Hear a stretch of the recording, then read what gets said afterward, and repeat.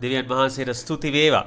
අද ආශිර්වාදලත් ජයග්‍රාහී රුදිනක් mission Christ family එකේ mission Christ පවුලේ හැම දෙනෙක්වම ඒ වගේම දේව සේවය කරන අය ඇදහිලිවන්තයන් ලංකාවේ ලෝකේ ඔබ කොහේ හිටියත් මම ඔබ සෑම දෙනෙක්වම යේසුස් ක්‍රිස්තුස් වහන්සේගේ ප්‍රේමය ඇතිව පිළිගන්නවා. අද දවසේ දේව වචනය අපි අසන්න යන්නේ. ඉතින් අනර්ග නමස්කාර කාලයකින් පසුව නමස්කාරය අද මෙහෙව්වේ කේන්යාගේ සහෝදරිය කාව්‍යා ශලෝමි ඇයට ස්තුති කරනවා.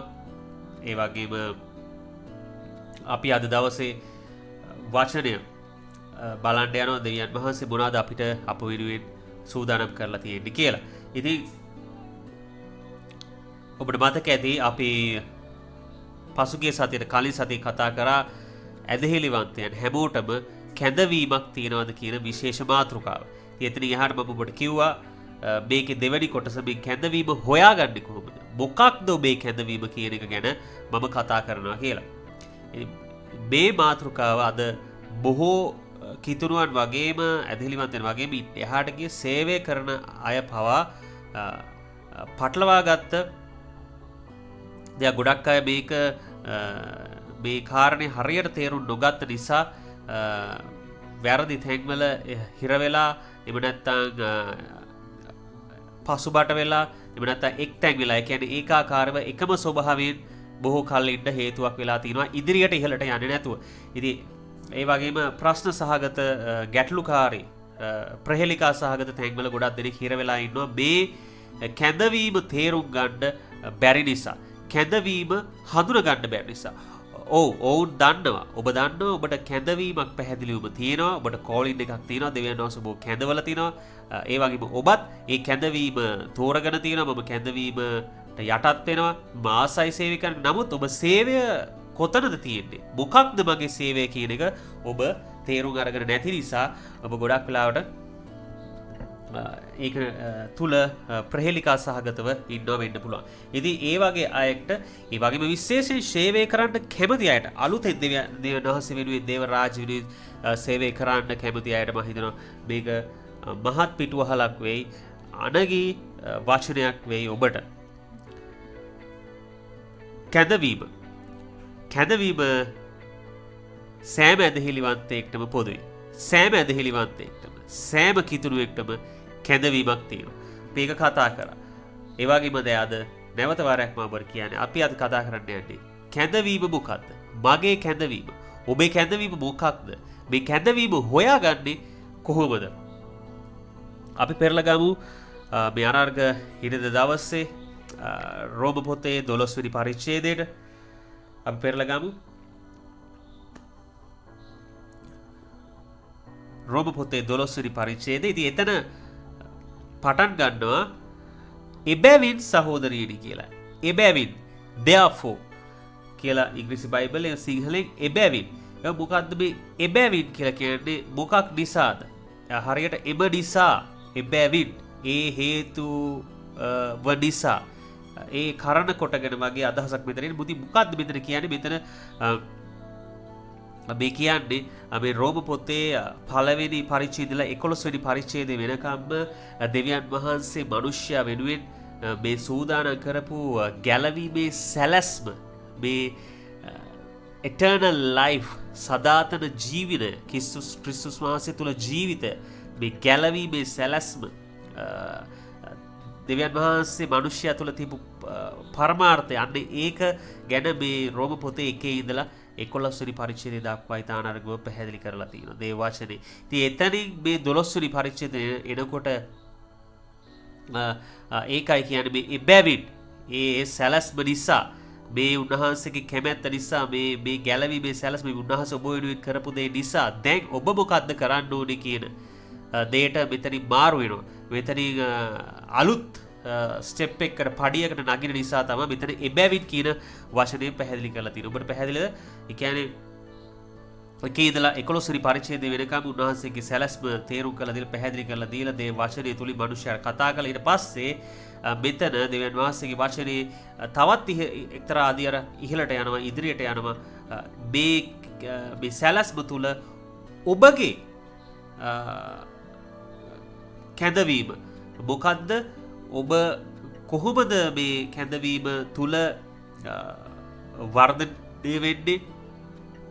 ඒ වගේම ඉදිරියට ඉහළට යන්නේ අර්ථවත් මේ කැඳවීමට කීකරු වෙලා ඔබ කොහොමද මේ ඔබ ජීවිතේ සඵලත්වයට එන්නේ කියලා. ඉතින් මේ ගැන තමයි අපි කතා කරන්න යන්නේ. ඉතින් අපි බලමු පළවෙනිට මොනවද කියන දේ. එබැවින් සහෝදරයනි, නුඹලාගේ ශරීරයන් ජීවමාන වූ ශුද්ධ වූ දෙවියන් වහන්සේ විසින් පිළිගත හැකි වූ යාගයක් කොට ඔප්පු කරන හැටියට දෙවියන් වහන්සේගේ දයාවන් නිසා නුඹලාගේ ඉල්ලමි. ඉතින් මම කිව්වා එකේ ඉඳලා 11 වෙනි පරිච්ඡේදය දක්වාම මේ දෙවියන් වහන්සේ මිනිසයා කෙරෙහි ඊශ්‍රායල් ජනතාවට විතරක් නෙවෙයි මුළු මහත් අන්‍ය ජාති ගැන ඇතුළු මුළු ලෝකයේ සියලු මනුෂ්‍ය වර්ගයාට උන්වහන්සේගේ මේ ගැලවීමේ සැලැස්ම ගැන තියෙනවා කියලා. එතකොට මේ සැලැස්ම තමයි උන්වහන්සේගේ දයාව, කරුණාව, ප්‍රේමය තුල තමයි මේ ඒ නිසා තමයි මේ සැලැස්ම උන්වහන්සේ දීලා තියෙන්නේ. ඉතින් එතකොට ඒ ප්‍රේමය, දයාව, කරුණාව නිසා දැන් උන්වහන්සේට අපි දෙන්න ඕනේ මොකද්ද? පරණ කිවිසුමේ මැරුණු සතුන් පූජා කරා. මැරිච්ච සත්තු පූජා කළා උන්වහන්සේට, දෙවියන් වහන්සේට. ඉතින් මේ අලුත් කිවිසුමේ දැන් අපි කළ යුත්තේ අපි මැරිච්ච සත්තු නෙවෙයි, අපි ජීවමානව අපේ ශරීරය, අපි පණ පිටින් අපේ ශරීරය දෙවියන් වහන්සේට පූජාවක් ලෙස, ස්තුති දීමක් ලෙස, යාගයක් ලෙස ඔප්පු කිරීම තමයි අවශ්‍ය වෙන්නේ. ඉතින් මේතෙන්දී අපි පණ පිටින් ගිහිල්ලා මේ අර සතෙක් වගේ මැරලා යන එක ගැන නෙවෙයි කතා කරන්නේ. සත්තු අපි මරලා පූජා කරා. නමුත් අපි පණ පිටින් කොහොමද පූජා වෙන්නේ? අපි පණ පිටින් අපි ජීවත් වීම. අපි මැරීම නෙවෙයි, අපි මරණයටපත් වීම නෙවෙයි. උන්වහන්සේ කැමැති, උන්වහන්සේ මැරුණේ අපි ජීවත් වෙන පිණිස. ඒක තමයි මෙතන අර්ථය. බලන්න කොච්චර අනාර්ගද මේ ක්‍රිස්තියානි සත්‍යතාවය. මේ දෙවියන් වහන්සේගේ කැමැත්ත, දේව වචනේ තුල මේ එළිදරව් වෙන දේවල් කොච්චර අනාර්ගද. මට මේක ඔබට කියද්දි පවා හරිම ආසාවක්. ක්‍රිස්තුස් වහන්සේගේ ප්‍රේමය මගේ හදවතේ දැනෙනවා. ඒක උතුරනවා. ඒක වැగిරෙනවා, මට තේරෙනවා. ඉතින් ඔබටත් එසේ විය යුතුයි. ඔබ ක්‍රිස්තුස් යේසුස් වහන්සේට ඔබ ආදරේ න. ඉතින් උන්වහන්සේගේ මේ ප්‍රේමය නිසා උන්වහන්සේ කුරුසේ අපි වෙනුවෙන් ඔප්පු වුණා, පූජා වුණා. උන්වහන්සේ මරණයටපත් වුණා, නැවත උත්ථාන වුණා. ඉතින් අපි දැන් උන්වහන්සේ වෙනුවෙන් අපි මැරෙන්නේ නැහැ. අපි මැරෙන එක නෙවෙයි උන්වහන්සේ කැමැත්ත. අපි ජීවත් වීම. නමුත් ජීවත් වෙන්නේ කොහොමද? අපේ ශරීරය උන්වහන්සේට යාගයක් කොට ඔප්පු කරලා, අපේ ශරීරය උන්වහන්සේට ස්තුති දීමක් ලෙස ඔප්පු කරලා, අපේ ශරීරය උන්වහන්සේට පූජාවක් ලෙස ඔප්පු කරලා. ඔබට පැහැදිලිද? ඒක තමයි මේ දැන් අපි කිව්වා, මම කිව්වා ඔබට කැඳවීමක් හැම කිතුණුවෙක්ටම තියෙනවා කියලා. ගැලවීම ලැබපු හැම කෙනෙක්ටම කැඳවීමක් තියෙනවා. එතකොට ඒ කැඳවීම මොකක්ද? කැඳවීම හොයාගන්නේ කොහොමද කියලා අද අපි කතා කරන්නේ. එහෙනම් පළවෙනිම දේ තමයි අපි තේරුම් ගන්න. අපි මොකක්ද අපි පළවෙනිටම අපි සූදානම් වෙන්න ඕනේ මේ අපේ ශරීරය දෙවියන් වහන්සේට බාර දෙන්න. ඒ කියන්නේ අපේ ජීවිත අපි සම්පූර්ණයෙන් අපි දෙවියන් වහන්සේට බාර දෙන්න. ඔබ සූදානම්ද දෙවියන් වහන්සේට ඔප්පු වෙන්න පූජාවෙන් ස්තුති දීමක් ලෙස, යාගයක් ලෙස, උන්වහන්සේගේ දයාව, කරුණාව නිසා? මම හිතන ඔබ සූදානම් කියලා. ඔබ සූදානම් නිසාම තමයි උන්වහන්සේ කරුණා නිදහස්ලා තියෙන්නේ. මේ වගේ දේශනාවක්, මේ වගේ වචනයක් අද ඉරිදා දවසේ අහන්න, උන්වහන්සේට ස්තුති කරන්න මේ තුලින් ඔබට කතා කරන නිසාද බොහෝ දේවල් උන්වහන්සේ එළිදරව් කරන්න යනවා. බලවත් දෙයක් දෙවියන් වහන්සේ ඔබේ ජීවිතයේ අද පටන් කරන්න යනවා. අද පටන් බලවත් දෙයක් කියන්න ඔබ මගෙත් එක්ක අද පටන් මගේ ජීවිතේ දෙවියන් වහන්සේ බලවත් දෙයක් කරනවා. අද පටන් දෙවියන් වහන්සේ මගේ ජීවිතේ බලවත් දෙයක් කරනවා. ආමේන්. හාලෙලූයා. යේසුස් වහන්සේ යහපත්. ඉතින් ඒ වගේම මේ පූජාවේදී, මේ ස්තුති දීමේදී, මේ යාගේ ඔප්පු කිරීමේදී මේ පූජාව අල්තාරය කියන්නේ පූජාව මේ දෙවියන් වහන්සේගේ අල්තාරය, ඒ පූජාසනය පිරිසිදු කරන්නේ. පූජාසනය තමයි දෙවියන් වහන්සේගේ අල්තාරය. ඒක තමයි මේ යාගය පිරිසිදු කරන්නේ. ඔබට පැහැදිලිද? ඒ මැරිච්ච සතාගෙන් දෙවියන් වහන්සේවත් දෙවියන් වහන්සේගේ ශුද්ධකමද හෝලිනස් එක ඒකට දෙයක් සිද්ධ වෙන්නේ නැහැ. දෙවියන් වහන්සේගේ ශුද්ධකම තුල ඒ මැරිච්ච සතා ඒ පරණ යොසුබේ මනුෂ්‍යයා දෙවියන් වහන්සේට ඔප්පු කරන දේ ශුද්ධ දෙයක් ලෙස දෙවියන් වහන්සේ සලකන එක බාර ගන්නවා. ඒ වගේ මෙතන අපේ ජීවිතය අපේ ජීවිතය ශුද්ධ වෙන්නේ දෙවියන් වහන්සේගේ අල්තාරය මතදී. උන්වහන්සේට අපි යාගයක් ලෙස ඔප්පු වෙන්නේ. එතකොට අල්තාරය තමයි අපි නෙවෙයි අල්තාරයේ පූජාසනය අපේ ජීවිතේ දීලා අපි පිරිසිදු කරන්නේ උන්වහන්සේ අපව ශුද්ධත්වයට ගේනවා පවිත්‍ර කරනවා උන්වහන්සේට අපි පූජා වෙනකොට. ඉතින් අපි යනවා තව ඉදිරියට යේසුස් ක්‍රිස්තුස් වහන්සේ මේ දේ කරා. උන්වහන්සේ කුරුසේදී කරේ මේ දේ තමයි. උන්වහන්සේගේ ශරීරයම උන්වහන්සේ අප වෙනුවෙන් උන්වහන්සේ දෙවියන් වහන්සේ කැමැත්ත අනුව උන්වහන්සේ පූජා වුණා. උන්වහන්සේ යටත් වුණා. ඉතින් අපිත් වෙන්න ඕනේ අපි උන්වහන්සේට යටත් වෙන්න ඕනේ පූජාට. පළවෙනිටම ඒ තීරණය ගන්න ඕනේ මේ කැඳවීම හොයා ගන්න කලින් කැඳවීම මොකක්ද කියලා තේරුම් ගන්න කලින් අපි ඒ දෙයට අපේ ආකල්පණය. ඒ කියන්නේ මම වෙනුවෙන් සියල්ල ඔබ මට තෝරා දෙන්න. මම කැමති ඔබට යටත් වෙන්න. ශාරීරිකව යටත් වීම නෙවෙයි දෙවියන් වහන්සේගේ කැමැත්තට යටත් වීම. දෙවියන් වහන්සේගේ කැමැත්තට යටත් වෙනවා කියන උදාහරණයකට මම ලෑස්ති වෙනවා මේ වගේ ආකල්පණය. ස්වාමිනී ඔබ වහන්සේම මට තෝරලා දෙන්න. ඔබ වහන්සේම you choose for me. මම තෝරන්න යන්නේ මොකක්ද කියලා ඔබ වහන්සේ තෝරලා දෙන්න මට. ඔබ වහන්සේ මගේ ජීවිතය වෙනුවෙන් ඔබ වහන්සේ තීරණ ගන්න. ඔබ වහන්සේ තෝරලා දෙන්න. ඔබ වහන්සේම මා වෙනුවෙන් ඩ්‍රයිව් කරන්න. මා වෙනුවෙන් සුඛානම ඔබ වහන්සේ අතට ගන්න. මම දැන් එළෙව්වා. මම දැන් පාලනය කරා මට ඇති. දැන් ඔබ වහන්සේ කියන්නේ අර ඩ්‍රයිවිං වීල් එක. ඒක බාර දෙනවා අපි දෙවියන් වහන්සේ. ඔබ වහන්සේ මගේ ශරීරයේ පාලනය අතට ගන්න. මගේ ජීවිතේ පාලනය අතට ගන්න. අන්න ඒ ආකල්පයට පළවෙනිටම අපි එන්න ඕනේ. මොකද්ද මේ ආකල්පය? මම මා වෙනුවෙන් නෙවෙයි මං ඔබ වහන්සේ වෙනුවෙන් ජීවත් වෙන්න කැමති. ඔබ වහන්සේ මා වෙනුවෙන් තීරණ ගන්න කියන තැනට මේ ආකල්පයට එම. මේ මෙතන මේ පදේ අන්තිමට කියනවා එය නුඹලාගේ ආත්මික සේවය වේ. ඒක තමයි දෙවියන් වහන්සේ කැමති. ඒක තමයි අපිට දෙවියන් වහන්සේ වෙනුවෙන් කරන්න පුළුවන් දේ. උන්වහන්සේගේ දයාව, ප්‍රේමය, කරුණාව නිසා අපිට දෙන්න පුළුවන්කම දේ අපේ ශරීරය උන්වහන්සේට බාර දීම, උන්වහන්සේට යටත් වීම තමයි අපි කළ යුත්තේ.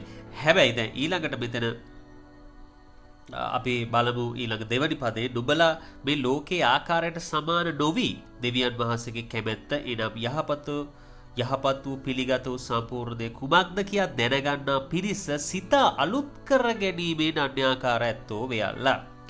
ඉතින්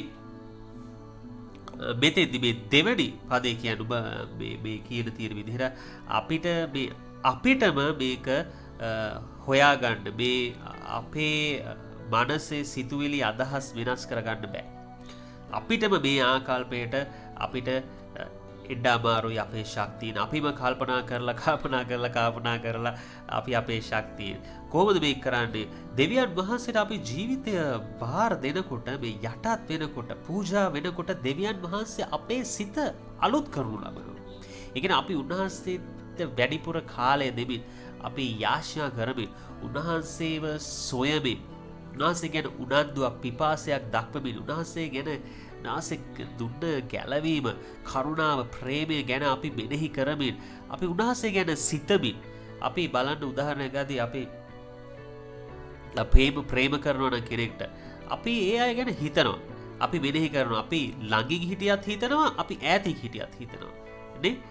ඉතින් ඒ වගේ තමයි මෙතනත් විය යුත්තේ. ඔබ උන්වහන්සේට ආදරය කරනවා නම් උන්වහන්සේ ගැන හිතන්න ඕනේ. එතකොට හිතන්න උන්වහන්සේ ඔබට එළිදරව් වෙනවා. උන්වහන්සේ එළිදරව් වෙන්න නම් මේ හිතලා උන්වහන්සේ එළිදරව් වෙන්න නම් ඔබ හිතනවා වගේ උන්වහන්සේට කාලය දෙමින් උන්වහන්සේට ඔබ ආදරේ නම් යාශ්‍යා උන්වහන්සේත් එක්ක කතා කරන්න ඕනේ. උන්වහන්සේගේ වචනය කියවන්න ඕනේ. ඉතින් ඒවත් එක්ක ඔබ යටත් වෙලා බාර වෙන පූජා වෙන උන්වහන්සේ ඔබගේ සිත අලුත් කරනු ලබනවා.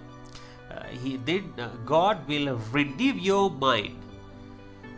එතකොට උන්වහන්සේ අපිව පරිවර්තනය කරනු ලබනවා. මේක තමා වෙන්නේ. ඉතින් පළවෙනිම කරන්න ඕනේ අපි උන්වහන්සේට බාර වෙන්න ඕනේ, උන්වහන්සේට පූජා වෙන්න සූදානම් වෙන්න ඕනේ. මේ ආකල්පය වෙනස් කරන්න මා වෙනුවෙන් ඔබ වහන්සේ වෙනුවෙන් ජීවත් වෙනවා. මගේ ජීවිතය ඔබ වහන්සේ තීරණ ගන්න. මං කැමති ඔබ වහන්සේ වෙනුවෙන් ජීවත් වෙන්න කියන ආකාරයට එන එක. එතකොට ඒක ආත්මික සේවය. ඒක තමයි අපිට දෙයනස් කරන්න පුළුවන්. දේ අපේ ජීවිතයෙන් දෙන්න පුළුවන්. උන්වහන්සේ ඉල්ලන දේ යාගයක් විදිහට අපේ ජීවිතයයි උන්වහන්සේ ඉල්ලන්නේ. අපේ මරණය නෙවෙයි, අපි උන්වහන්සේ වෙනුවෙන් ජීවත් වීම තමයි දෙවියන් වහන්සේගේ කැමැත්ත. ඉතින් එතකොට මේ අපි උන්වහන්සේට පූජා වුණාම, උන්වහන්සේට බාර වුණාම, එතකොට උන්වහන්සේ අපේ සිත අලුත් කර ලබනවා. මොකද හේතුව අපේ ගොඩක් වෙලාවට අපේ සිත ආත්මාර්ථකාමීව, ඒක හරියට කිව්වොත් our mind is self centered. ගොඩක් වෙලාවට මම කියන සිතුවිලිත් එක්ක තමයි අපි ගොඩක් පෙරලා තියෙන්නේ. නමුත් renewed mind is God centered. මේ අලුත් වෙච්ච සිත, මේ රිඩියු වෙච්ච සිතක් කියන්නේ ඒක God centered.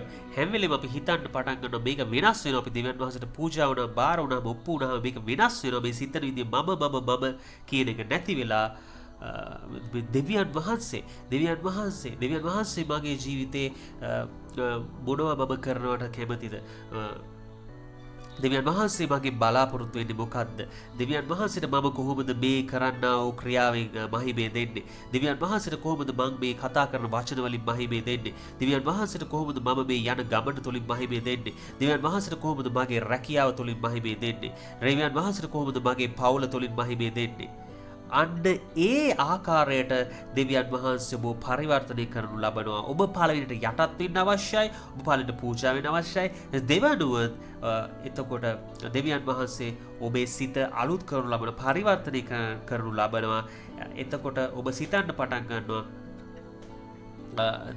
දෙවියන් වහන්සේව මධ්‍යස්ථය කරගෙන ඔබේ ජීවිතය තුළ. මොකද මනුෂ්‍යයා අපි ගොඩක් ලාට සිතන්නේ මට මේකෙන් මොකක් මොන ප්‍රයෝජනයක් තියෙද? ගොඩක් ලාට අපි බලනවානේ ලෝකයේ මිනිස්සු අපි බලනවා මොකක් හරි දෙයක් කරන්න කලින් මේක කරොත් මට මොන ලාභයක් තියෙයිද? මට මොන ප්‍රයෝජනයක් තියෙයිද? මට මේකෙන් මොනවා හම්බෙයිද කියලා. ඉතින් ඕක තමයි ගොඩක් අය හිතන දේ. නමුත් මේ උන්වහන්සේට බාර වෙලා ඔප්පු වෙලා පූජා වෙලා ඊට පස්සේ උන්වහන්සේ සිත අලුත් කරපුවාම ඒ කෙනා, ඒ දෙවියන් වහන්සේට ආදරය කරන ඒ සිත අලුත් කරනු ලැබුවා වූ කෙනා, ඒ කියන්නේ මම සහ ඔබ විය යුතුයි. ආමේන් හලෙලූයා. මම සහ ඔබ අපි සිතන්න පටන් ගන්නවා. ඊට පස්සේ ඔබ සිතන්න පටන් ගත යුතුයි. ඔබ මෙතෙක් සිතුවේ නැත්තම් මම මගේ ජීවිතයෙන් දෙවියන් වහන්සේට ප්‍රයෝජනයක් වෙන්නේ කොහොමද? ඔබ ඔබේ ජීවිතයෙන් ඔබට නෙවෙයි, ඔබ ඔබේ ජීවිතයෙන් දෙවියන් වහන්සේට ප්‍රයෝජනයක් වෙන්නේ කොහොමද? ඔබ ඔබේ ජීවිතය තුළ දෙවියන් වහන්සේ මහිමයට පත් කරන්නේ කොහොමද? ඔබව දෙවියන් වහන්සේට පාවිච්චි කර හැකි ඔබ කොයි විදිහේ කෙනෙක් වුණොත්ද? ඔබ කොයි විදිහේ ක්‍රියා කරොත්ද? ඔබ කොයි විදිහේ තැන් වලට ගියොත්ද? ඔබ කොයි විදිහේ වචන කතා කරොත්ද? ඔබ කොයි විදිහට ක්‍රියා කළොත්ද කියන එක. අන්න ඒක එළිදරව් වෙනවා. දෙවියන් වහන්සේ සිත අලුත් කරපුවාම ඒක තමයි මෙතන මේ රෝම 12 දෙවනි පදේ කියලා තියෙන්නේ. ඊළඟට මෙතන කියලා තියෙනවා මේ නුඹලා මේ ලෝකේ ආකාරයට සමාන නොවි. ඒ කියන්නේ ලෝකේමයි හිතන විදිහට මම දැන් කියපු කාරණා තමයි මෙතන කියලා තියෙන්නේ. මේ ලෝකේ ආකාර සමාන නොවි. ඒ කියන්නේ ලෝකයේ අය හිතන විදිහට සමාන නොවි. මම මට මේකෙන් මොකද්ද ලාභේ? මම මේක කරොත් මට මොන ලාභයක් තියෙන්නේ? මට මේකෙන් තියෙන ප්‍රයෝජන මොකද? ඒ විදිහට නැතුව දෙවියන් වහන්සේගේ කැමැත්ත. එනම් යහපත් වූ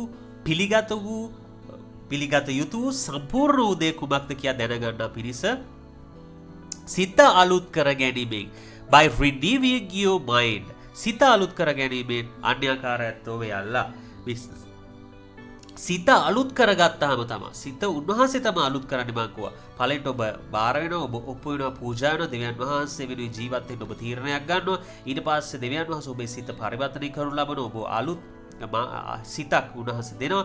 මේ තුල ඔබ වහන්සේට පුළුවන් දෙවියන් වහන්සේගේ කැමැත්ත සොයාගන්න. එතකොට තමයි ඔබට පුළුවන් දෙවියන් වහන්සේගේ කැමැත්ත. එතකොට මේ දෙවියන් වහන්සේ ඔබට දුන්නා වූ සේවය, මේ කැඳවීම දැන් ඔබ තියනවා කියලා දන්නවා. එතකොට තමයි ඔබට පුළුවන් හොයාගන්න මොකක්ද කැඳවීම, මොකටද උන්වහන්සේ ඔබ කැඳවලා තියෙන්නේ කියලා. පැහැදිලිද? මේ ඒ වගේම මෙතන කියලා තියෙනවා යහපත් වූ පිළිගත යුතු වූ සම්පූර්ණ වූ it's good and it's acceptable and it's perfect. මේ දෙවියන් වහන්සේගේ කැමැත්ත, the will of God is good, it's acceptable and it is perfect කියලා දෙනවා. ඒක යහපත්, ඒක පිළිගත යුතු වූ සම්පූර්ණ දෙයක් කියලා. ඒක දැනගන්න පුළුවන් මේ වගේ මේ ආකාර වූ කැමැත්ත, මෙච්චර යහපත් වූ පිළිගත යුතු සම්පූර්ණ වූ කැමැත්ත මොකක්ද කියලා ඔබ සිත අලුත් කරගත්තට පස්සේ සිත අලුත් කරගන්නේ කොහොමද? දෙවියන් වහන්සේට බාර වෙලා, පූජා වෙලා, ඔප්පු වෙලා, උන්වහන්සේත් එක්ක කාලය ගත කරන්න සූදානම් වෙලා, උන්වහන්සේ වෙනුවෙන් ජීවත් වෙන්න ඔබ තීරණයක් ගත්තට පස්සේ එතකොට පළවෙනි දෙවියන් වහන්සේට බාර යුතු බව වැදගත්. එනම් යටත් වීම, surrender to the Lord. අද තීරණයක් ගන්න ඔබ මේ වචනේ අසන ගමන් ඔබ සමාන මේ වෙනකොටත් ඔබ හිතාගෙන ඉන්න ඇති ඔබ යටත් වෙලා ඉන්නේ ඔබ සේවය කරනවා. නමුත් අද අලුතෙන් redeem your mind. Let God redeem your mind. තවත් අලුත් පියවරක් දෙවියන් වහන්සේ ඉදිරියට ඔබ අරන් යන පිණිස, ඉහළට අරන් යන පිණිස ඔබ අද තීරණයක් ගන්න. මම සම්පූර්ණයෙන් ස්වාමිනී, මම මේ වචනයත් සමග, මේ ඉන්නා වූ එළිදරව් වීමත් සමග මම සම්පූර්ණයෙන් ඔබ වහන්සේට යටත් වෙනවා. මම සම්පූර්ණයෙන් ඔබ වහන්සේට බාර වෙනවා. ඔබ වහන්සේට ඔප්පු වෙනවා, පූජා වෙනවා. ඒ වගේ මම මේ කියන වචනේ මම හදවතින්මයි කියන්නේ ස්වාමීනි. මම කැමති ඔබ වහන්සේ වෙනුවෙන් ජීවත් වෙන්න. වහන්සේ මගේ සිත අලුත් කරන්න.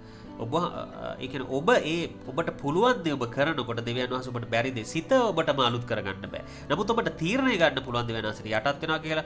මේ සිත අලුත් කරගන්න, අලුත් ආකාරයට සිතන එක ක්‍රිස්තුස් වහන්සේගේ සිත ඔබට ඉබේම ඔබටම ගන්න බෑ. ඒක දෙවියන් වහන්සේ ඔබට දිය යුතුයි. ඉතින් මේකට දෙන්න ඔබ පළවෙනියට ඔබ ඇදහිල්ලෙන් ක්‍රියා කරන්න ඕනේ.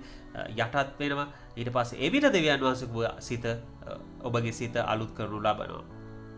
එමගින් තමා දෙවියන් වහන්සේගේ කැමැත්ත සොයා ගන්න පුළුවන්. එනම් කැඳවීම කුමක්ද යන බව. ඒක තමයි අද අපි කතා කරන්නේ. ඉතින් මේ පළවෙනිම good කියලා. ඒක යහපත් කියලා. ඇයි මේ යහපත් කියන්නේ? මොකද මේ කැමැත්ත, මේක යහපත් වෙන්නේ දෙවියන් වහන්සේගේ දරුවන්ට කවදාවත් යක්ෂ දෙයක්. ඒ කියන්නේ අඳුරු දෙයක්, අයහපත් දෙයක් සැලසුම් කරලා නැහැ. God has never planned anything evil for his children. ඔබ දන්නවා පැහැදිලිවම මම සහ ඔබ දෙවියන් වහන්සේගේ දරුවන්ට තාත්තා කෙනෙක්, පොළොවේ තාත්තා කෙනෙක්වත් සාමාන්‍ය දරුවෙක් හදද්දි, දරුවෙක් වදද්දි, දරුවෙක්ට ප්ලෑන් කරන්නේ නැහැ, දරුවෙක්ට සැලසුම් කරන්නේ නැහැ නරක යක්ෂ දෙයක් දෙන්න. ඒ වගේ ස්වර්ගීක අපේ පියාණන් වහන්සේ කිසි දිනක සැලසුම් කළා නැහැ ඔබට අයහපතක්, ඔබ රෝග කරන්න, ඔබව විනාශ කරන්න දෙවියන් වහන්සේ සැලසුම් කළා නැහැ. ඔබ යක්ෂයාට බාර දෙන දෙවියන් වහන්සේ සැලසුම් කළා නැහැ. දෙවියන් වහන්සේ තම ඔබ යක්ෂයාත් එක්ක තමයි හිටියේ. නමුත් දෙවියන් වහන්සේ ඕනටත් වැඩිය යේසුස් ක්‍රිස්තුස් වහන්සේගේ ලේවලින් බිල ගෙවලා, ඕනටත් වැඩිය බිල ගෙවලා he overpaid for you. ගෙවලා ඔබව යක්ෂයා බිලදී ගත්තා. ඒ වහල්කම බිලදී ගත්තේ දෙවියන් වහන්සේගේ දරුවෝ විදිහට ඔබ උන්වහන්සේ බිලදී අරන් තියෙන්නේ. දැන් ඔබ යක්ෂයාගේ වහලෙක් නෙවෙයි. ඔබ ක්‍රිස්තුස් වහන්සේ තුල ඔබ ඉන්න අලුත් බැවිල්ලා.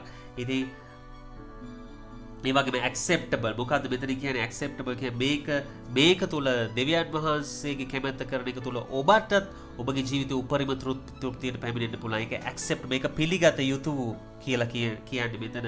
ඒ තුල ඔබට පවා මේ තෘප්තියක් ලැබෙනවා. මේ දේ ඔබ කරන විට. ඒ කියන්නේ අපි අහලා තියෙනනේ ආත්ම තෘප්තිය මොන දේ තිබ්බත් වැඩක් නැහැ. මට තෘප්තියක් නැත්තම් ඒ සොයන්නා ඒ කියන්නා වූ තෘප්තිය මේ තුල තමයි තියෙන්නේ. මොකද ඔබ එහෙම නැතුව මේ කැමැත්තට දෙවියන් වහන්සේ කැමැත්තට ඉන්ලයින් වෙන්නේ නැතුව, මේ හරියට ට්‍රැක් වෙන්නේ නැතුව, කියන හරියට ඒකට එන්නේ නැතුව, සැලැස්මට කැමැත්තට මේ හරි කැඳවීම හොයාගෙන නැතුව ඔබ ජීවිතයේ හරි උන්වහන්සේ ඔබ තුල තබා තිබෙන පරමාර්ථය ඒක හොයාගන්න නැතුව ඔබ මොන දේ කරත් මේ ආත්මික තෘප්තිය ඔබ ලබන්න යන්නේ නැහැ.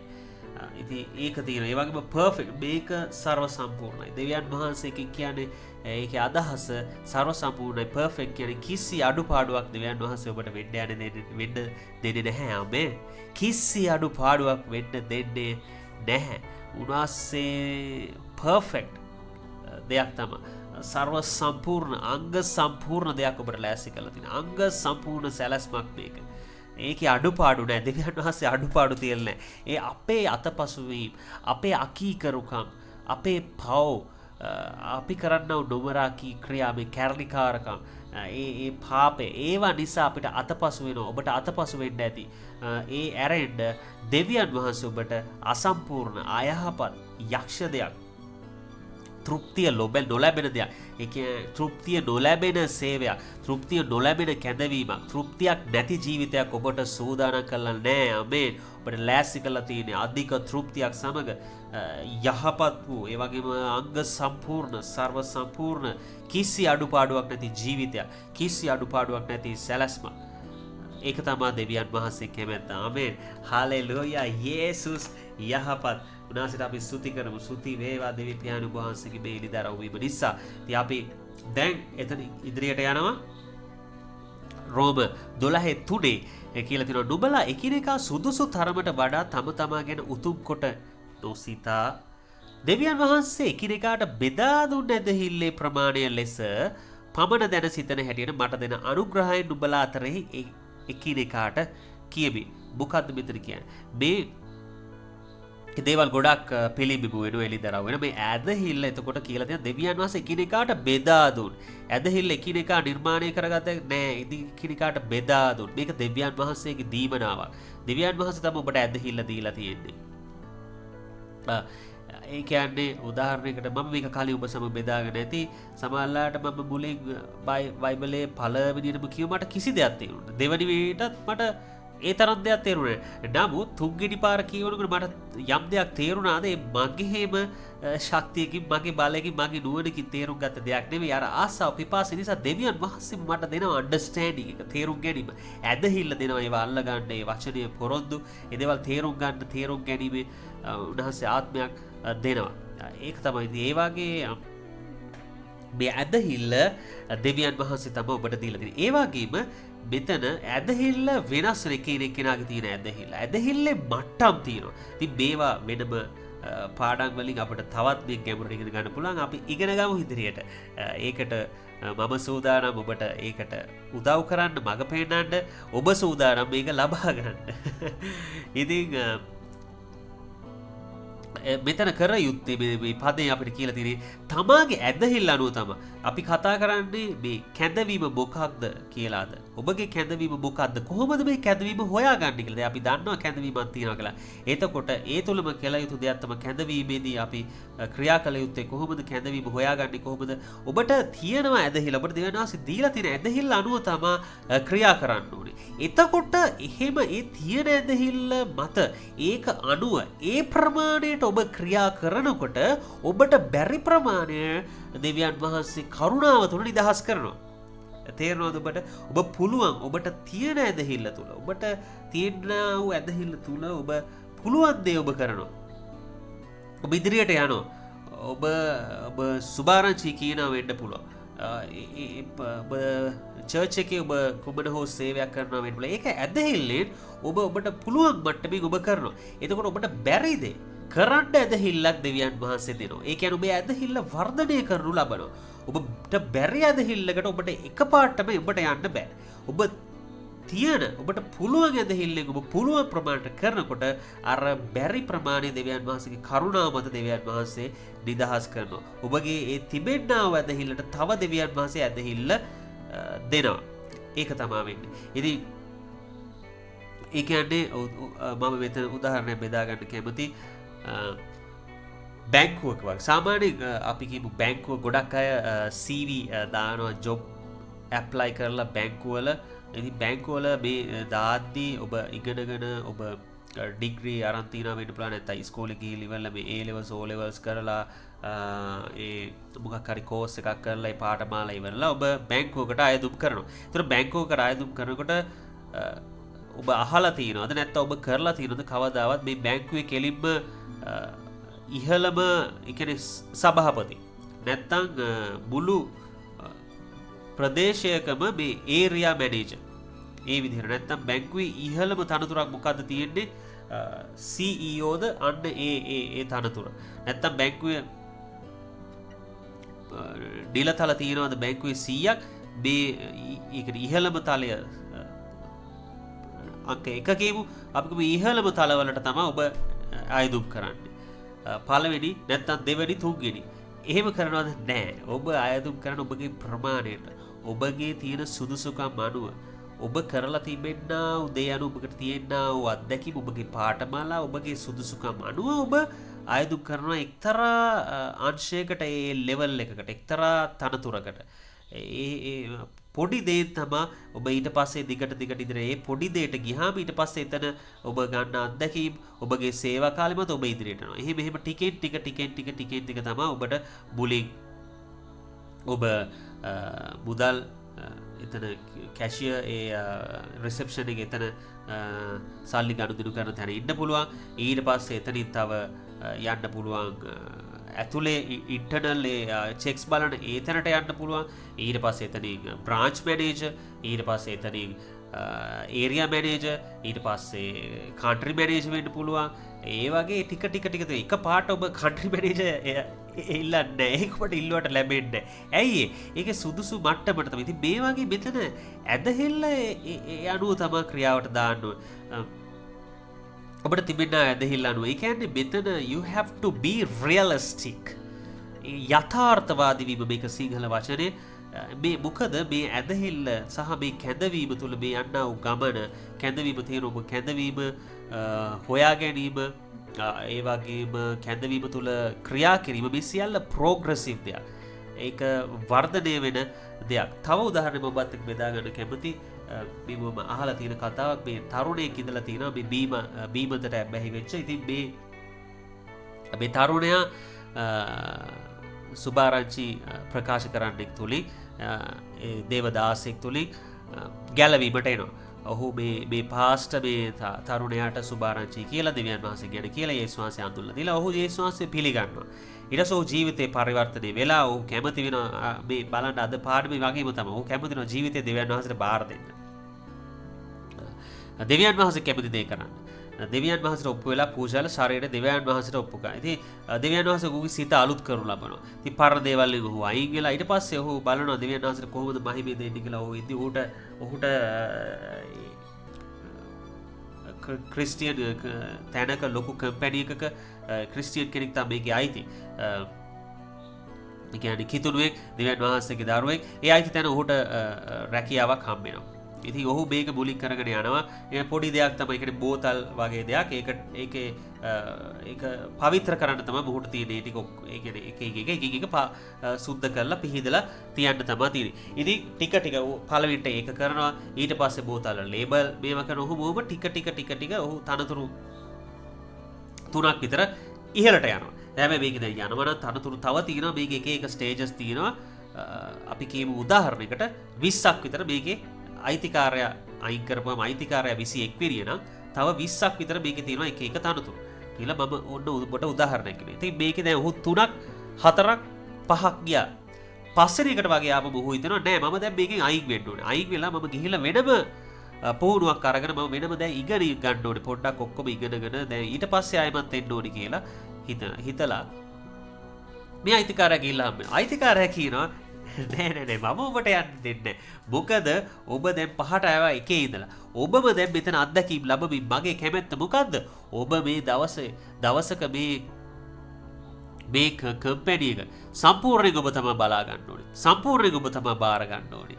ඒක නිසා ඔබ මෙතනම දිගටම අත්දැකීම් ලැබමින් ඔබ වර්ධනය වෙමින් ඉදිරියට යන්න. ඒක තමයි දෙවියන් වහන්සේ කැමැත්ත. ඔබ සමහරට ඒකේ අද පිට පැනලා ඇති ඔබ ප්‍රහෙලිකා ඔබට තියෙන්න ඇති. නමුත් අද ඔබ තේරුම් ගන්න දෙවියන් වහන්සේ කැමැත්ත ඔබ ක්‍රමානුකූලව ඔබ ප්‍රෝග්‍රෙසිව් ඔබ ටික ප්‍රෝග්‍රස් වෙන එක ඉදිරියට යන එක ඔබට පුළුවන් දේ ඔබ කරනකොට ඔබට බැරි දෙයට දෙවියන් වහන්සේ කරුණාව දෙනවා. ඒක දැන් මේ තරුණයා කරන්න ගියේ ඔහුගේ ශක්තිය ඔහුගේ වෙනම ට්‍රැක් එකකට ගිහලා වෙනම ඉගෙනගෙන ඉන්න ගියා.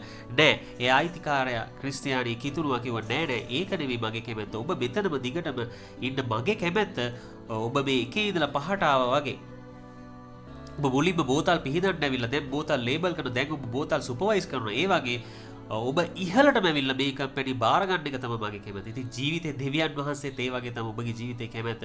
ඔබ දෙවියන් වහන්සේට බාර වෙලා ඔබ දෙවියන් වහන්සේගේ සිත අලුත් කරාට පස්සේ ඊට පස්සේ ඔබට පුළුවන් දෙවියන් වහන්සේ කැමැත්ත හොයාගෙන දෙවියන් වහන්සේ කැමැත්ත මොකද්ද දෙවියන් ඔබට දුන්නා වූ ඇදහිල්ල වැඩි කරන එක. නමුත් ඔබ දැනට තියෙන ඇදහිල්ල තුල ඒක වැඩි වෙන්න අවශ්‍ය නම් ඔබ ක්‍රියා කරන්න ඕනේ. ඒ ක්‍රියා කරනකොට තමයි දෙවියන් වහන්සේ ඇදහිල්ල වැඩි කරනු ලබන්නේ.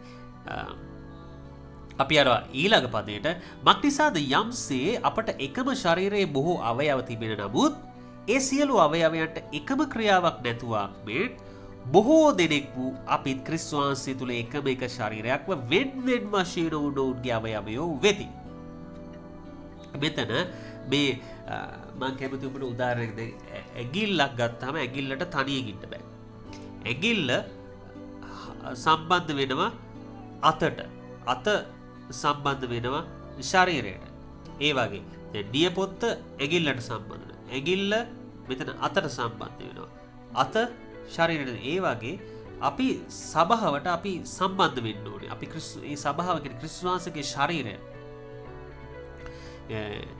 මේ ශරීරයට සම්බන්ධ වීම ඉතාලම ඇඟිල්ලකට තනියෙන් ක්‍රියා කරන්න බෑ. කකුලකට තනියෙන් ක්‍රියා කරන්න බෑ. කකුල සම්බන්ධ වෙනවා අපේ ශරීරයට සම්බන්ධ වෙලා තමයි කකුල ක්‍රියා කරන්නේ. ඒකේ ප්‍රයෝජනයක් තියෙන එහෙම සම්බන්ධ වුණොත්. තනියෙන් කකුලක් ඔබනිය හිතන්න. තනියෙන් කකුලක් එක තැනක තියෙන ප්‍රයෝජනයක් තියෙනවා. තනියෙන් ඇඟිල්ලක් තියෙනවා. ගලවපු ඇඟිල්ලක්. මේ මොකොත් නැහැ. ප්‍රයෝජනයක්. ඒක සම්බන්ධ වෙනකොට. ඉතින් මෙතන කියන්නේ මේ සබාව තුල ක්‍රියා කිරීම වැදගත්. ඔබ හරි සබහා පවුලකට සම්බන්ධ වෙලා නැත්නම් අද තීරණයක් ගන්න. දෙවියන් වහන්සේ කැමැත් ඔබ හරි සබාවකට සම්බන්ධ වීම. උන්වහන්සේගේ ශරීරය තුල ක්‍රියා කිරීම. මේ සේවයේදී විශේෂයෙන් ඔබට බෑ සේවය කරන්න සබාවකට සම්බන්ධ වෙන්නේ නැතුව. උන්වහන්සේගේ ශරීරයට සම්බන්ධ වෙන්නේ නැතුව, ඒ කියන්නේ ශරීරයට සම්බන්ධ වෙන්නේ නැතුව අවයවවලට ක්‍රියා කරන්න බෑ වගේ දෙවියන් වහන්සේගේ සැලැස්ම කැමැති දෙවියන් වහන්සේගේ සිස්ටම් එක තමයි ක්‍රිස්තුස් වහන්සේගේ ශරීරයට සම්බන්ධ වෙන්නේ නැතුව මේ සේවය කරන්න බෑ. ඔබට සේවය කරන්න බෑ. ඉතින් එතකොට මේ පදේ තව තියෙන දෙයක් තමයි මේ සභාවට සම්බන්ධ වී වැදගත් සභාව තුළ තමයි ක්‍රියා කරන්න ඕනේ. ඒ වගේම සභාව තුළ ඔබගේ ස්ථානය සොයා ගැනීම ඉතා වැදගත්. දැන් ශරීරයේ එතෙන්ට උදාහරණයක් මම ගත්තොත් දැන් අතකට පුළුවන් ද කකුලක් විතර ක්‍රියා කරන්න. අපිට දැන් අද කකුලේ පොඩි වේදනාවක් තියෙනවා කියලා කියමු. ඔබට කකුලේ පොඩි වේදනාවක් කටුවක් එනවා. ඒතර ඔබට පුළුවන් ද එහෙම තිබුණත් මේ වේදනාව කටුවක් කියලා තිබුණත් අතට සපත්තු දෙකක් දාලා මම අද දවසට කකුල වෙනුවට අත පාවිච්චි කරනවා. කකුල විදිහට මං සපත්තු දෙක අතට දාලා මගේ වැඩ ටික බෑ ඔබට කරන්න බෑ. ඔබට කරන්න බෑ. කොච්චර වේදනාවක් තිබ්බත් ඔබ කකුල පාවිච්චි කරේ. ඒ වගේ ඔබ සබාවේ ඔබ ක්‍රිස්තුස් වහන්සේගේ ශරීරය ඔබ කුමන ස්ථානයේද ඔබ ඉන්න අවශ්‍ය කියන එක ඔබ තේරුම් ගන්න. ඔබගේ ඇදහිල්ලේ ප්‍රමාණය තේරුම් ගන්න අවශ්‍යයි. කුමන ස්ථානයේදී හරියට නිවැරදි රැකියාවක් තෝරගන්නවා වගේ. ඉතින් අර ගැලවීමට ආපු බීමත් තරුණයා යාශ්‍යාවේ මොකද ඒ දේවදාසයවට මඟ පෙන්නලා තිනවා. ඔබ කරන්න ඕන දේ දෙවියන් වහන්සේගේ කැමැත්ත උන්වහන්සේ ඔබට තෝරලා දෙයි. ඒ දේ ඔබ කරන්න. ඒ දේ ඔබ හොඳටම කරන්න දෙවියන් වහන්සේ ඔබට බැරි දේ කරන්න අනුග්‍රහය කරුණාව දෙයි. ඒ වගේම ඔහුට ඒ කිතුණු තැනක හොඳ රැකියාවක් හම්බුණා. ඒ තුල ඔහු ඉහළට ගියා. ඔබ තෝරා ගන්න ඕනේ ඔබ සභාවේ කුමන ස්ථානයේද ඔබ සිටිය යුත්තේ කියලා. හරියට අර හරි රැකියාව තෝරගන්නවා වගේ. ඒ වගේම ඊළඟට රෝම 12 වෙනි පරිච්ඡේදයේ 6 වෙනි පදේ කියලා තියෙනවා. එහින් අපට දෙන ලද අනුග්‍රහය ලෙස වෙන වෙන දීමනා ඇත්තා වූ අපට ලැබුණේ අනාගත කීම නම් අපගේ ඇදහිල්ලේ ප්‍රමාණයට අනාගත වචන කියමු. ඉතින් මොකද්ද මෙතන කියන්නේ? මේ අපිට ඊට පස්සේ මෙතන තව දිගට යද්දී කියලා තියෙනවා සේවය නම් අපගේ සේවයේ යෙදී සිටිමු. උගන්වන්න තමාගේ ඉගැන්වීමටත් උපදේශ කරන්න තමාගේ උපදේශ දීමටත් බාර වේවා. දෙන තැනැත්තේ තාග්‍යවන්තකමෙන්ද ආණ්ඩු කරන තැනැත්තේ උනන්දුකමෙන්ද කරුණාව පෙන්නන තැනැත්තේ ප්‍රසන්න ලීලාවෙන්ද එසේ කරව. මේ සේවය ඒ කියන්නේ කැඳවීමේ එක අංශ එක මිනිස්ට්‍රීස් මෙතන දීලා තියෙනවා. ඒ වගේ මෙතන අපි තේරුම් ගන්න ඕනේ තමයි අපිට මේ අපේ ශක්තියෙන් කළ නොහැකි දේ කරන්න දෙවියන් වහන්සේ කරුණාව දෙනවා. මොනවා තුලින්ද කරුණාව? උන්වහන්සේ දීමනා දෙනවා. උන්වහන්සේ දීමනා දෙනවා ඔබට බැරි දේ ඔබට කරන්න. ඔබ යටත් වෙලා ඔබ සිත අලුත් කරගෙන ඔබ උන්වහන්සේගේ කැමැත්ත කරන්න තීරණයක් ගත්තාම ඒ වගේම ඔබට තියෙන ඇදහිල්ලෙන් ඔබ ක්‍රියා කරනකොට ඔබ ඇදහිල්ලේ ප්‍රමාණයට ඔබ ක්‍රියා කරනකොට ඔබට බැරි දේ කරන්න උන්වහන්සේ ඇදහිල්ලක් තව දෙනවා. ඇදහිල්ල වර්ධනය කරනු ලබනවා. ඒ වගේම ඔබට දීමනා දෙනවා. ඔබට ඉදිරියට යන මේ කැඳවීමේ ඉදිරියට යන්න. මේක තමා කැඳවීමේ ක්‍රියාවලිය. ඔබ කැඳවීමක් දැන් තියෙනවා කියලා දන්නවා. ඒ වගේම කැඳවීම හොයා ගැනීම සම්බන්ධයෙන්. කැඳවීම මොකක්ද? කැඳවීම තුල ක්‍රියා කරන්නේ කොහොමද කියලා හොයාගන්නේ කොහොමද? මේක තමයි අද කතා කරන්නේ. මෙහෙම තමයි හොයාගන්නේ. මේක තමයි දෙවියන් වහන්සේගේ වචනේ කියලා තියෙනවා. ඔබ ටිකෙන් ටික ඔබ ඉදිරියට යන්න ඔබට දෙවියන් වහන්සේ ඊට පස්සේ දීමනා දෙනවා. ඔබ දීමනා හොයන්න යන්න එපා. මුලින් දීමනා හොයලා ඒක තුල කැඳවීම ඔබ කැඳවීම තුල ඊට පස්සේ දීමනා ඉබේම ක්‍රියාත්මක වෙන්න ඔබ කැඳවීම තුල ඔබ කැඳවීම හොයාගෙන ඒ තුල ක්‍රියා කරනකොට ඔබ ඇදහිල්ලෙන් ක්‍රියා කරනකොට ඉතින් අප කල යුත්තේ යටහත්ව අපට දෙවියන් වහන්සේ දුන් ස්ථානයේ ක්‍රියා කිරීම සේවය කිරීම අපට එතනින් තව ඉදිරියට යන්න ඉහළට යන්න දෙවියන් වහන්සේ දීමනා දෙනවා. ඉතින් පළවෙනිටම ඔබ හොයන්න අවශ්‍යයි දෙවියන් වහන්සේ ඔබට මේ ශරීරේ එනම් ඒ කියන්නේ සභාවේ දීලා තියෙන්නේ ඔබට මොකද්ද ස්ථානය.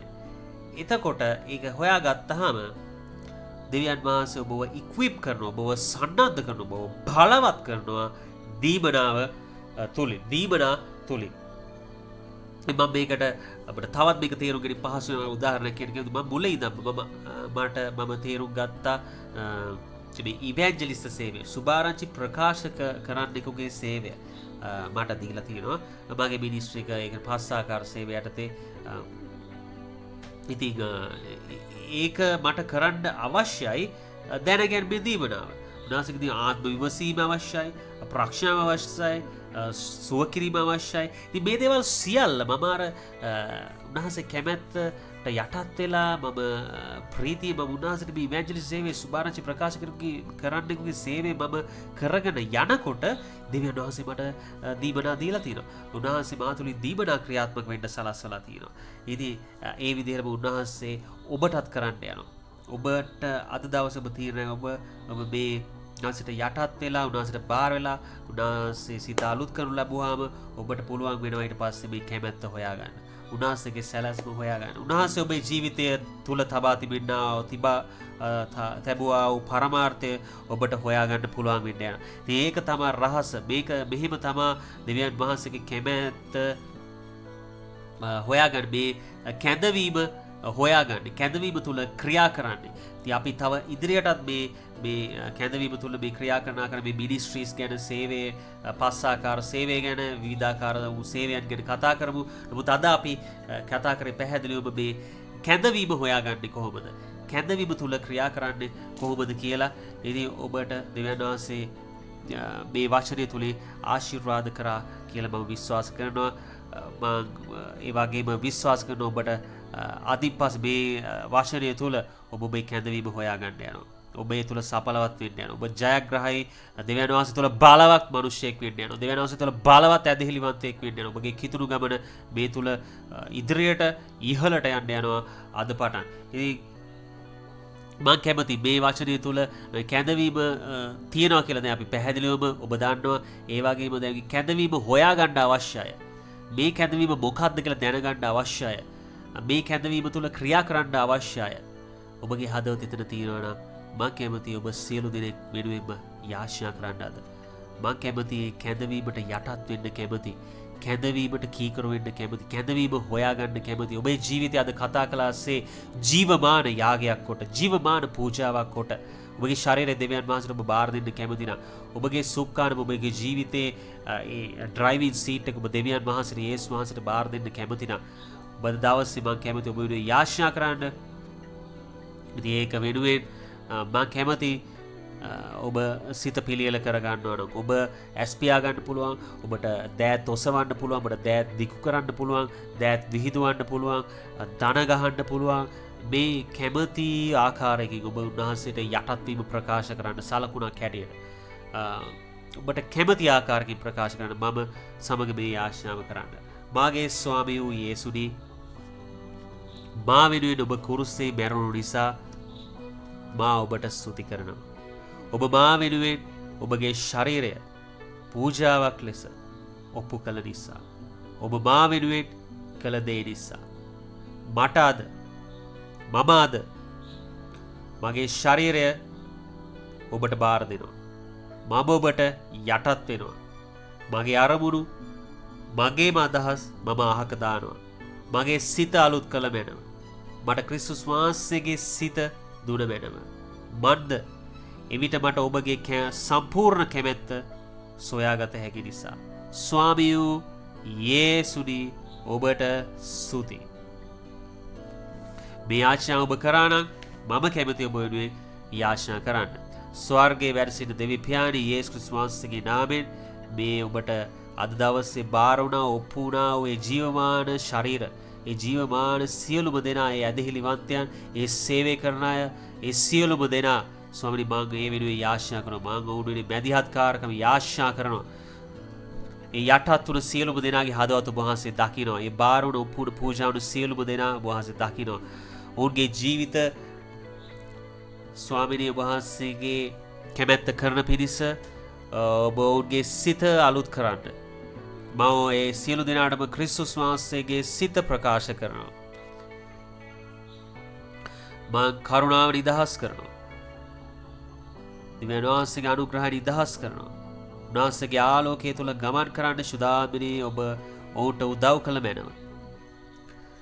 යද තීරණයක් ගත්තා වූ හැම දෙනාම කැඳවීම සොයන, කැඳවීම තුළ ක්‍රියා කරන්න ආස, දිව්‍යන් වහන්සේගේ කැමැත්ත සොයන, කැමැත්ත තුළ ක්‍රියා කරන්න ආස, කැඳවීම තුළ අපි කතා කළා වූ ඒ fullness of God, දිව්‍යන් වහන්සේගේ යහපත්කම, තෘප්තියට පැමිණෙන්න කැමති, යහපත්කම අත්දකින්න කැමති, සම්පූර්ණත්වයට එන්න කැමති සියලුම දෙනා වෙන මම ආශා කරනවා. ස්වාමිනී ඔබ වහන්සේගේ කරුණාව අනුග්‍රහය නිදහස් කළ නිසා ස්තුතියි. ඔවුන්ගේ සිත අලුත් කරනු නිසා ස්තුතියි ස්වාමිනී. අපි ඇදහිල්ල ආශා කරනවා. ඔබ සුදාමාසේ කරුණ කොටගෙන උන්ට උදව් කරන්න ස්වාමිනී. කැමැත්ත සොයාගන්න. ඔබ වහන්සේගේ සැලැස්ම සොයාගන්න. ඔබ වහන්සේගේ කැඳවීම හොයාගන්න. ඔබ වහන්සේගේ කැඳවීම තුළ ඉදිරියට යන්න. ඔබ වහන්සේගේ කැඳවීම තුළ ඉදිරියට යන්න. ඔබ වහන්සේගේ කැඳවීම තුළ ඉහළට යන්න උන්ට උදව් උපකාර කරන්න.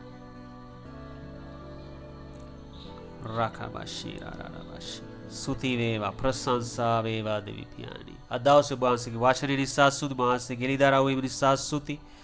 මේ ඇසුවා වූ සියලු දෙනාට ඔබ වහන්සේ ආශිර්වාද නිදහස් කරන නිසා ස්තුති. ඒ තේරුම් ගැනීම ආත්මය නිදහස් කරන නිසා ස්තුති ස්වාමිනී. ප්‍රශංසා වේවා.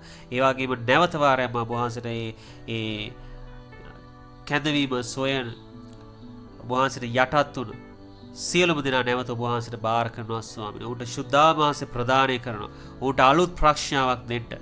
ඇදහිල්ල වැඩි කර මැනව. බලවත් සාක්ෂි එකතු කරන්න ස්වාමිනී.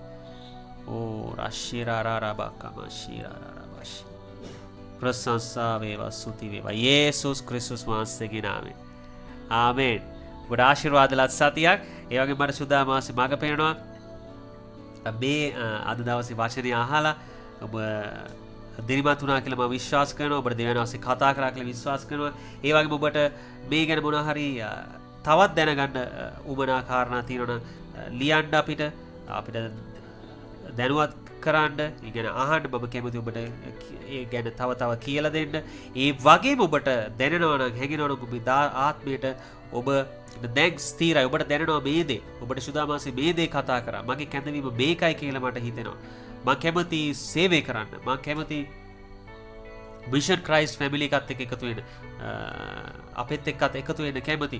මම දෙවියන් වහන්සේට සේවය කරන්න කැමති කියලා ඔබට හිතෙනවා නම් ඔබ ලියන්න. ඔබ දැනුත් දෙන්න අපිට.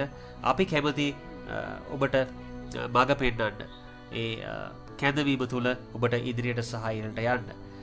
ඔබට යේසු පිහිටයි.